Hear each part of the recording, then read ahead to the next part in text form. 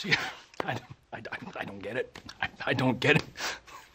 It's almost funny, except it's not. It's not funny. It's not funny at all. I have sat here for weeks on end, and all I want is for someone to come in and fight me.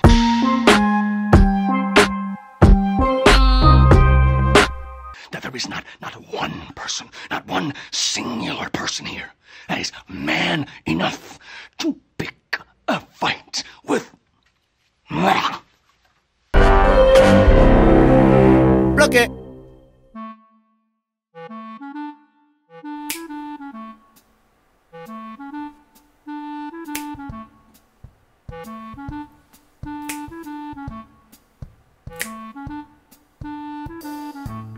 Ah oui, c'est quand même mieux que l'ambiance à Esther Black dans la pièce noire, y a plus de soleil, manque de vitamine C, on toque à la porte, et de toute façon, je parle de ça, il est même pas au Survivor Series. Salut à tous, c'est Sturi, c'est le Sturi Stradamus des Survivor Series 2019, avec cette révolution. Fait l'histoire, là encore, l'histoire, toujours l'histoire. Le rouge contre le bleu, contre le jaune, les couleurs primaires. Non, c'est le vert, la couleur primaire, c'est le jaune, c'est le vert, je sais jamais. Non, c'est le vert, c'est le vert. Donc non, ça marche pas, c'est Bruno Vordelli. Là, t'ajoutes le jaune. Voilà, là, il y a 4 couleurs. Et qui fait le vert alors? Qui fait le vert? On sait? Bon, bref, on fait l'histoire, c'est SmackDown contre Raw contre NXT. Bon, là aussi, hein, pas de surprise, hein, je peux encore claquer des doigts. Voilà, j'enregistre cette vidéo le mercredi 20 novembre. Pour rien vous cacher, c'est pas la première fois que je l'enregistre. Parce que mon micro, là, le micro, à un moment, il marche plus, le micro!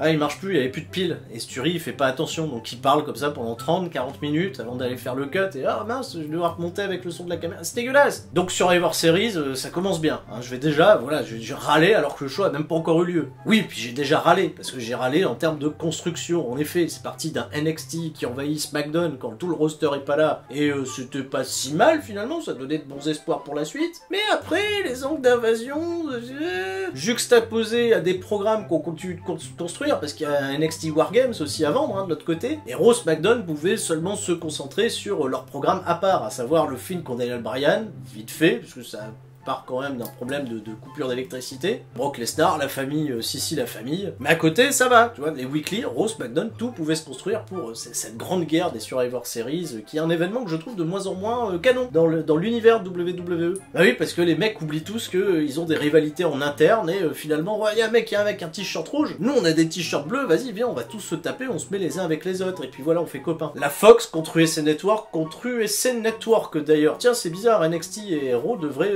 essayer de cohabiter, hein, pour essayer de taper sur SmackDown qui a la Fox et de se faire les meilleurs ratings. On sera à Chicago, la ville d'un certain CM Punk. Oui, le même CM Punk là, qui vient de faire son retour à WWE Backstage. Un CM Punk qui devrait normalement ne pas être au Survivor Series. Voilà, comme ça j'en parle là tout de suite, je ne m'attends pas à un retour de Punk dans le ring, il est pas en contact avec WWE, le mec, comme ça, j'en ai parlé.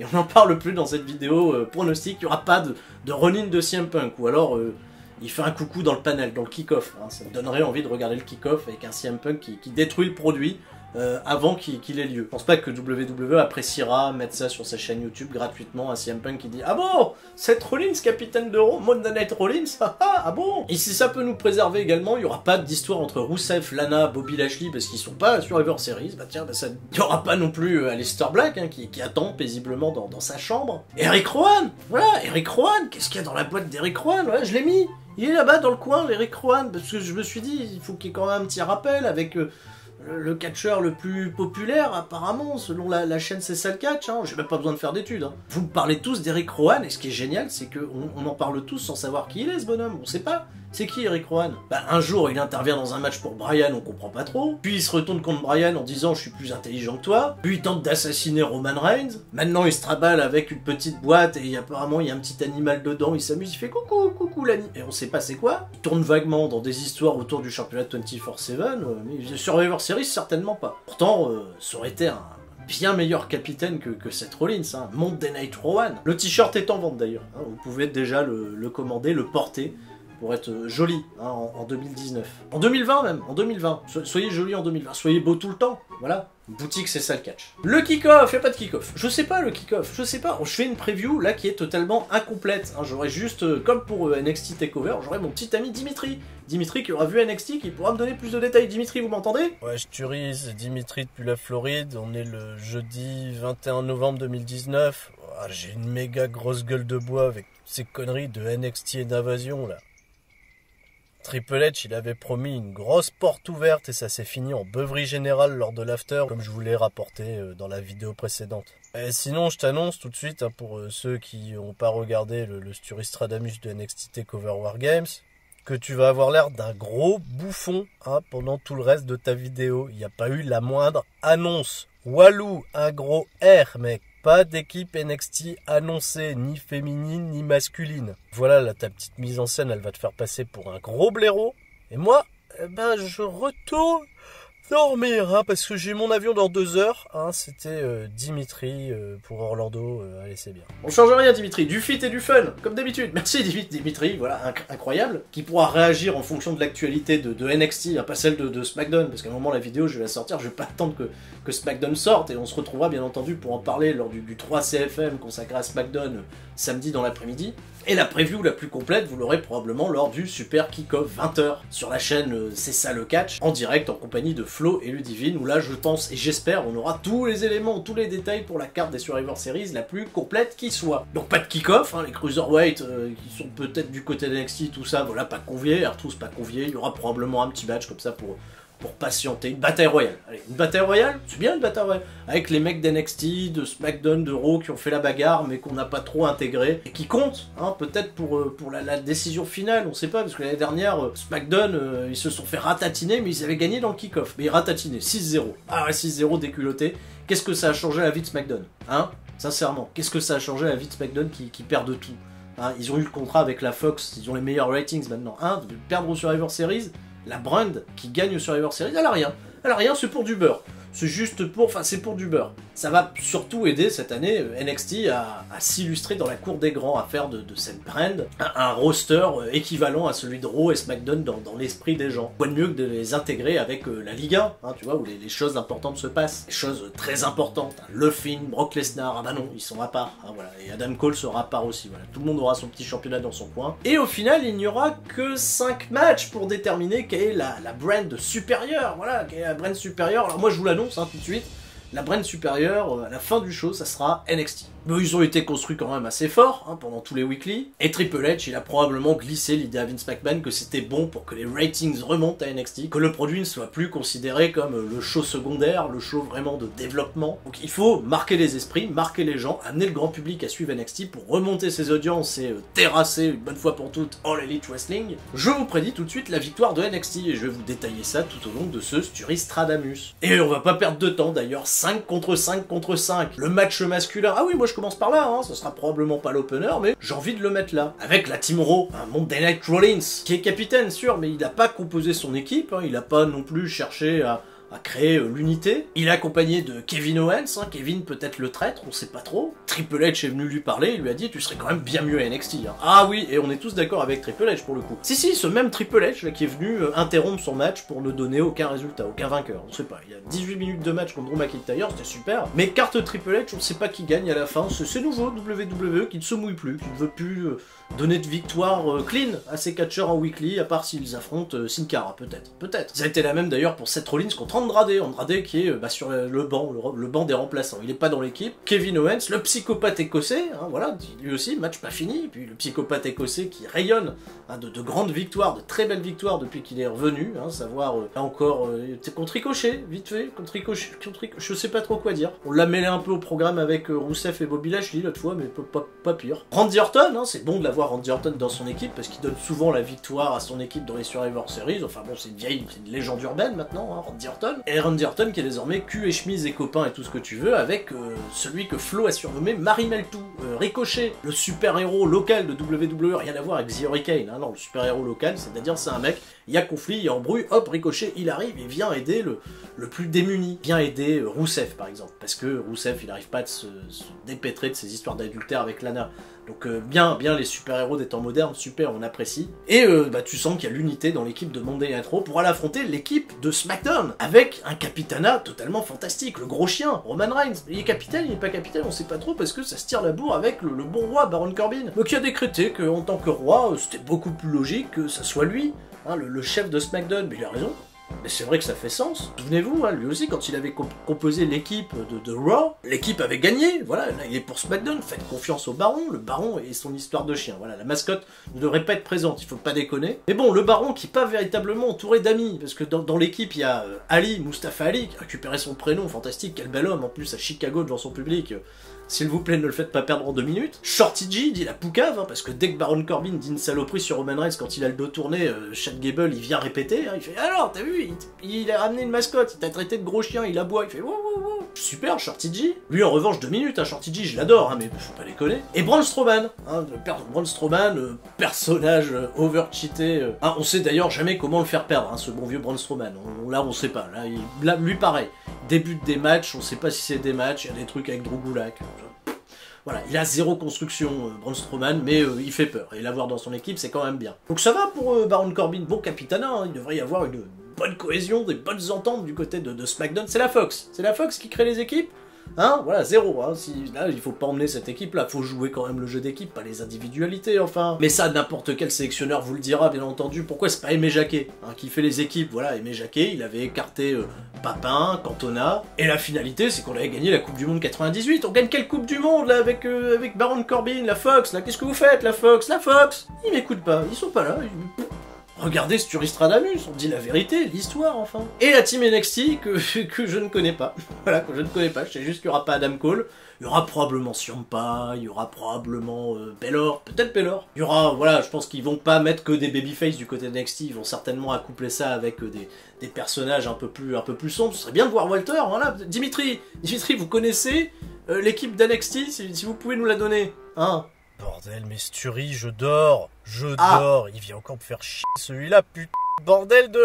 Oh Mais t'es bouché à l'aimerie ou quoi? Je t'ai dit que c'était un gros R niveau annonce, on n'a pas l'équipe NXT, que dalle, attends-toi juste à voir Randy Orton rejoindre NXT à la fin du match, car rien à battre. Il va trahir Raw pour son poteau Hunter, NXT ça va être des quiches. Les mecs ils tiennent pas l'alcool, il y a Matt Riddle ce matin on l'a retrouvé par terre, Ciampa il est même pas drôle et au mieux il y aura Walter, peut-être qu'il y aura Walter, voilà ça te fait une équipe, maintenant je retourne dormir. C'était Dimitri, Floride 407 la folle. Merci Dimitri, bah, et t'as vu cette équipe hein, elle est je la connais pas en vrai, hein, parce que là c'est un jeu d'acteur. Mais quelle que soit l'équipe que Dimitri m'a donnée, bah, je donne victoire d'NXT. Voilà, victoire d'NXT parce que pour moi c'est trop bancal, que ce soit à Raw, à SmackDown, ça va se mettre sur la gueule et ça va démarrer les programmes. C'est secondaire, voilà, c'est secondaire. Victoire d'NXT pour faire joli, mettre l'ambiance. Et non mais sans déconner, même si ça dure 1 heure le match, parce qu'il y a quand même 15 bonhommes à faire éliminer tout ça, c'est chouette sur le papier, c'est pas mal. Puis des confrontations comme ça un petit peu uniques, hein, qu'on pouvait faire que dans WWE 2K20. Si c'est un bon argument pour nous vendre le jeu, peut-être, je sais pas. Vous jouez au jeu? Vous voulez jouer? Non, j'en fais plus gagner. Non, c'est fini, c'est fini. Des codes, des QR codes, Supercard.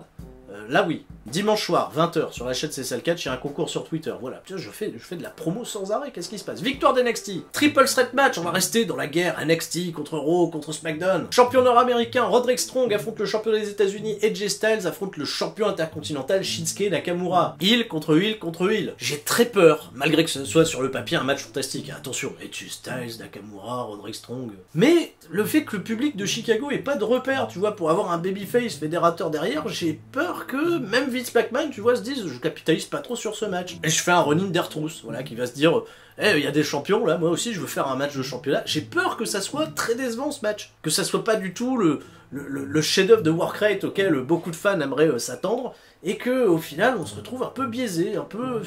Et dans cet imbroglio, on va comparer qui est la plus grande entre les champions intermédiaires, je ne vois que AJ Styles être suffisamment crédible pour aller chercher une victoire, lui qui a peut-être, allez, un poil plus d'expérience qu'un Shinsuke Nakamura, notamment sur une cote de sympathie peut-être globale de la part du public. Faut voir comment Chicago se comporte. J'ai peur que Roderick Strong se retrouve un petit peu effacé derrière l'aura des deux autres, et que dès lors que Roderick Strong aura de l'offense, les gens vont pas réellement s'investir, c'est un peu complexe. Je donne une victoire d'AJ Styles, comme ça, 1 point pour Raw, ça fait QSA Network à 2 points, et voilà, je vous dis, je ne me mets pas d'attente volontairement pour ce match, parce que j'ai vraiment peur d'être déçu. Alors putain, sur le papier, c'est quand même super, quoi. Triple threat par équipe, et là, on va pouvoir s'accrocher à quelqu'un, parce qu'il y a des babyface. Le New Day, champion de SmackDown, représente SmackDown. Viking Rider, champion de Raw, représente Raw. Et Undisputed Era, champion d'NXT, représente, hein, vous l'aurez compris, 205 Live. Bon, oui, ça devait être le revival. Vous auriez bien aimé le revival à la place du New Day, mais là je dis, on a besoin d'avoir un public qui s'investisse derrière des babyface clairement identifiables. On va pas s'investir derrière le revival. Alors les War Raiders, non, non, pour moi c'est pas des babyface, toujours pas, hein, même si ils ont plus de faits d'accomplissement avec des babyface, mais peut-être pour le grand public. J'ai une petite limite avec les Viking Raiders, c'est qu'on les voit chaque semaine taper des gringalés, hein, taper des jobbers, des mecs qui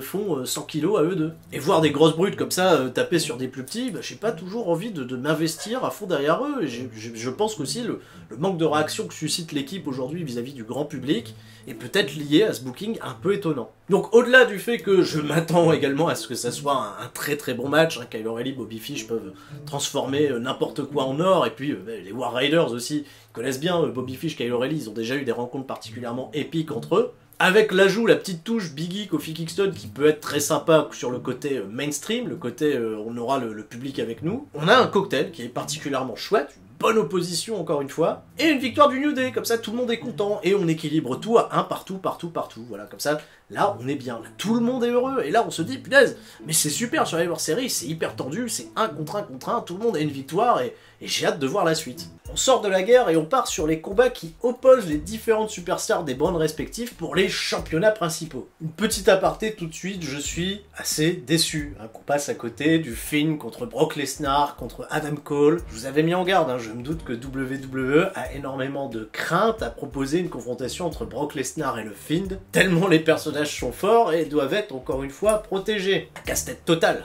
voilà, donc on prend un chemin détourné et on évite cette confrontation directe. Donc on est parti, Daniel Bryan contre le Fiend pour le championnat universel qui est désormais bleu. Est-ce que désormais la lumière du Fiend sera bleue elle aussi? Vu de ce qui a été aperçu en live event, pas du tout.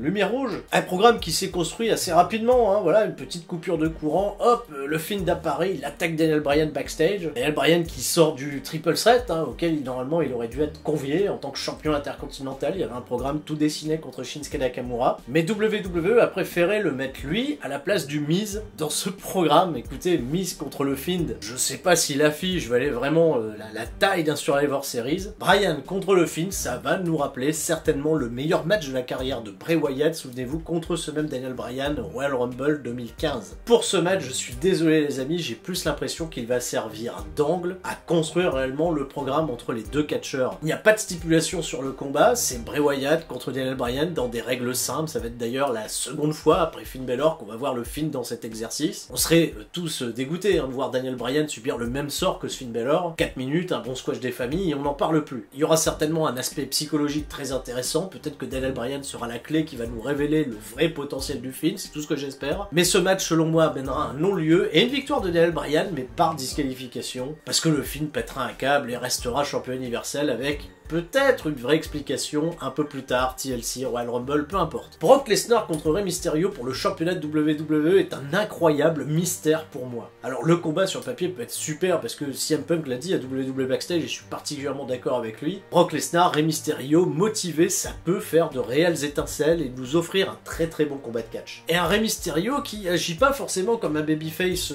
con, Rey Mysterio qui a pas peur de faire appel à la famille, les valeurs mexicaines, d'attaquer même Brock Lesnar dans le dos, peu importe, Brock Lesnar étant tellement fort que, à un moment, soyons pas cons, on va essayer de l'affaiblir le plus possible. Il y a une guerre qui est psychologique, et la carte du massacre, qui semble être la solution la plus simple d'écriture, peut être parfaitement évité. Parce que, j'aime bien la manière dont Rey Mysterio est portrayé en ce moment. On dirait un peu un parrain de la mafia. Il passe backstage, il a son petit impair, il dit ça va Humberto, t'as bien combattu Humberto, c'était bien. Il fait des photos backstage dans les réseaux sociaux avec tous les Mexicains de la compagnie. Andrade, Sin Cara, Lucha House Party. Et puis il y a le grand frère, Cain Velasquez, son esprit rôde encore, et on sait qu'il a signé pour un contrat sur plusieurs années. C'est un combat no holds barred, je le rappelle, il n'y aura pas de disqualification, et Rey Mysterio pourrait très bien compter sur la famille, le grand frère et sa barre de fer.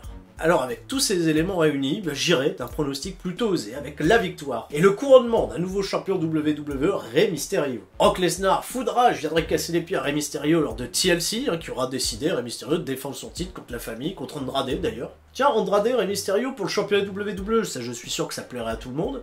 Brock Lesnar qui arrive, qui met fin au combat, parce que WWE aime plus finir ses combats, intervention, bam, Royal Rumble, Rey Mysterio, Brock Lesnar, la revanche, et l'esprit d'Eddie Guerrero qui plane au-dessus du truc, voilà, histoire d'en faire des caisses. Parce que Brock Lesnar, s'il y a bien un mec qui a jamais pu battre dans sa carrière, c'est bien ce bon vieux Eddie. Il y avait Ken Velasquez, mais maintenant ça a fait régler.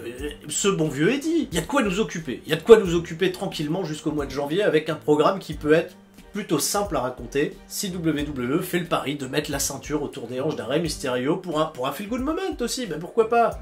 Et Adam Cole, bébé, qui défend son titre contre le vainqueur de Damian Priest, contre Pete Dunne, contre Killian Dane. Seul build-up, ça sera NXT TakeOver Wargames, et encore, là, vu que j'ai pas vu le show, je peux pas vous dire qui affrontera Pete Dunne. Adam Cole, quoique, bon, voilà, j'ai fait un lapsus, hein, voilà, Pete Dunne contre Adam Cole. Alors c'est un peu dommage, parce que c'est un match de championnat qui s'apparente un peu à un réel combat d'exhibition pour NXT, avoir juste deux mecs très talentueux, Pete Dunne, Adam Cole, pour un clash autour du championnat NXT et un vrai match de catch qui, voilà, je pense que Triple H va insister auprès de Vince pour leur laisser 15-20 minutes, un truc plutôt chouette, qui c'est pas le traitement, tu vois, des superstars de 205 Live, parce que si Vince les voit arriver, il va dire, c'est vous le kick-off? Non, Vince, fais pas ça, voilà, Vince, donnons du bon catch, voilà, donnons du bon catch, on va tester, la foule de Chicago devrait être active quand même, allez, on lui fait confiance, la bonne foule de Chicago. Et victoire d'Adam Cole, voilà, après, il ira feuder avec Tommaso Ciampa, Pete Dunne retournera peut-être un peu en mid-card d'NXT, le pauvre, voilà, mais belle exposition malgré tout. Allez, revenons à la guerre, et on va terminer avec les dames. T'as vu, il me reste 2 combats, et j'ai gardé les 2 matchs féminins pour la fin. Dans la tradition des Survivor Series 5 contre 5, c'est une tradition qui a changé, en effet. Team Raw, emmené par la capitaine Charlotte Flair, qui est la chose la plus charismatique, qui était en dehors des programmes, compose son équipe, pas du tout, non, elle est capitaine, mais à un moment, le capitaine... À quoi ça sert, capitaine? Capitaine, voilà, dans son équipe, elle a Asuka et Kairi Sane, les championnes par équipe d'Euro, déjà, rien que ça, c'est un atout majeur dans l'équipe. Natalia est là, bah oui, Natalia, bah pourquoi pas, Natalia, elle a montré quand même quelques petites choses sympathiques, même si elle a perdu contre Asuka, là, là, ils ont pris une décision, oui, bon, Kairi Sane est intervenue parce que Asuka qui bat Natalia clean sans intervention, c'est pas possible, hein, c'est pas l'air du temps. Et la dernière participante, quand tu réfléchis, il restait plus grand monde à Raw. On n'allait pas faire catcher Lana, parce qu'il faut pas déconner. Liv Morgan, ils ont toujours des idées pour elle. Bah oui, mais ils l'utilisent pas, ils savent pas. Ils disent, oh, on a écrit un truc super pour Liv Morgan. Et oh, finalement, on a oublié, tiens, de la mettre. Running gag. Pauvre Liv Morgan, enfin. Et à la place, ils ont été chercher de catcheuses qui font lutter de temps en temps à main event. Sarah Logan. J'ai rien contre elle, hein, c'est pas une mauvaise catcheuse. Mais elle a rien, elle a aucune écriture, que dalle. Mais bon, il faudra bien que des gens se fassent éliminer rapidement. Donc si Sarah Logan est éliminée dans la première minute, bah c'est un peu logique. La Team SmackDown, c'est pas plus reluisant. Capitaine Sasha Banks. Avec elle, Lacey Evans, hein, qu'on n'a pas vu depuis l'Arabie Saoudite, hein, sauf sur la chaîne de Lana, sa chaîne YouTube. Oui, Lana a une chaîne YouTube, elles ont fait un tuto make-up, rien de surprenant. Le Melo Book Project, hein, Carmella et Dana Brooke. Workrate 50, hein, voilà. On pourrait appeler cette équipe comme ça, hein, Workrate 50. Pas mal. 25 plus 25, 50. Et Nikki Cross, parce que Nikki Cross, voilà, elle a eu un match contre Bayley, et si elle battait Bayley, elle devenait, automatiquement, elle allait dans l'équipe de SmackDown. Finalement, elles ont pas fait le match, ça s'est décidé autrement, parce que on allait certainement pas mettre Tamina, on n'allait pas séparer Mandy Rose et Sonya Deville, comme à Raw, ils ont pas séparé non plus la Iconics, hein. D'ailleurs, j'ai fait une interview avec la Iconics. Hein, tu sens que la cohésion, elles veulent vraiment pas se quitter, hein, dommage, hein, elles loupent aussi pas mal d'opportunités. Et la team NXT, au moment où je vous parle, je la connais pas, hein, voilà, parce que j'ai pas vu NXT. Dimitri, est-ce qu'on a la team NXT pour le coup? Va te faire foutre, tu ris, je dors. Y a pas d'équipe NXT, je t'ai dit, elles vont être toutes blessées là pour le Wargames. On va finir avec Ziali, Alia et Tayanara. Même la grande indienne, là on va l'inviter, la Kavita, je sais plus, Kavita, laisse-moi dormir. Ah ouais, et puis merci pour les billets d'avion. Hein, je t'envoie la note de l'hôtel et la note pour les consos. J'ai 2 tournées qui sont pas réglées. Faut que je quitte le pays, mec. C'est des oufs là-bas. C'était Dimitri, Orlando 407, à samedi pour 3CFM. Bon, bah voilà, j'ai rien entendu, hein, parce que, j'ai... Encore une fois, magie du montage, vous suivez un moment. Mais pronostic joueur du poker, tu vois, le mec qui relance mais qui regarde pas ses cartes. La rivière tombe et le mec il a mis tapis quoi. Ah, victoire d'NXT. Voilà, comme ça fait 2-1-1. NXT est devant. Ah, qu'est-ce qui se passe, tu vois? L'espoir René. Rien à voir avec René Dupré. Mais probablement Rhea Ripley et sa bande profiteront d'une embrouille hein, entre toutes les nanas des autres rosters. Parce que NXT, Triple H, il a su fédérer quelque chose, voilà, donne une explication. D'ailleurs, je serais même pas étonné que les équipes ne soient annoncées qu'après le Wargames. Là encore, je peux me tromper, hein. Dimitri, je me trompe? Dimitri. Enfin, le main event, mon main event souhaité, hein, c'est pas officiellement le main event, mais j'espère que ce sera le main event, les femmes à l'honneur. Becky Lynch contre Bayley contre Shayna Baszler.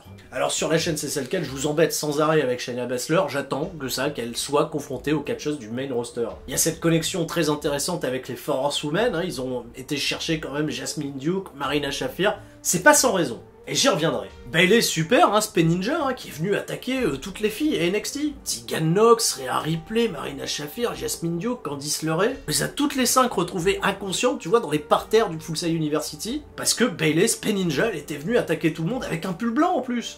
Fais Ninja, t'as un pull blanc, tout le monde peut te remarquer. Et elle a réussi à passer entre les gouttes et elle est venue à la fin de l'épisode taper sur Shayna Baszler. Attention Bayley, attention, attention, parce que elle pourrait vraiment tirer son épingle du jeu de cette confrontation entre Becky Lynch et Shayna Baszler, dont tout le monde a les yeux sur cette rivalité-là, et Bayley derrière elle fait « Et moi j'existe, hein, allô, je suis là !» Et puis Becky, quoi, Becky, visage de la compagnie, qui a besoin de redéposer toute cette overness qu'elle a acquis aux mains de Ronda Rousey à d'autres lutteuses, et là c'est encore plus le moment, c'est un pay-per-view du Big Four, hein? Oui, la dernière fois elle affrontait Natalia, ça lui a servi d'ailleurs, ben oui. Donc gros triple threat match, bien haletant, et pour le pronostiquer, je sors, comme lors du Story Stradamus de NXT TakeOver War Games, la carte Triple H. Non pas que je m'attende à un running de Triple H, là encore t'as pas suivi.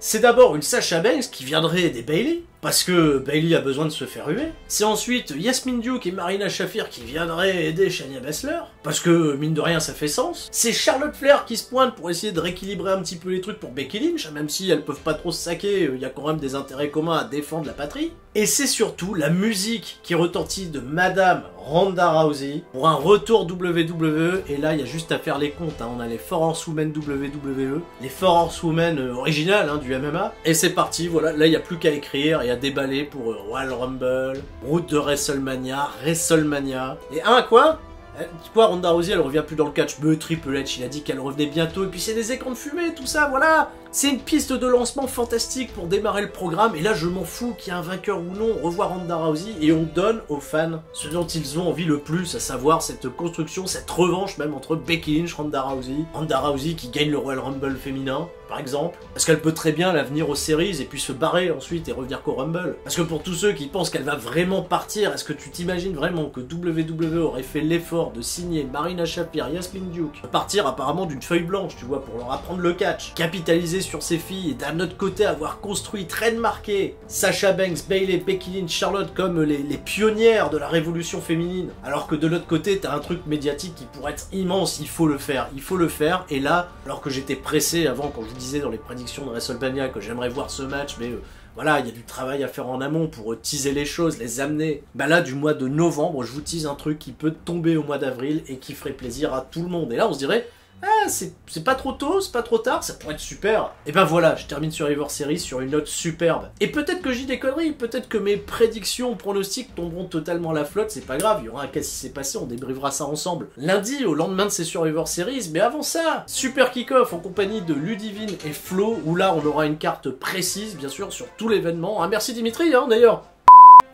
Merci pour ces petites corrections apportées tout au long de cet épisode. J'ai plus qu'à vous souhaiter un très bon Survivor Series, et puis à l'avance un bon anniversaire à la chaîne CSL Catch qui va fêter ses 5 ans et peut rêver, pourquoi pas les 50 000 abonnés. Sur ce, je vous dis à la prochaine. C'était Sturi. Le catch est mort. Non, pas avec cette fin de Survivor Series. Le catch est vivant, le catch est vivant, le catch est vivant. Ciao, bye bye.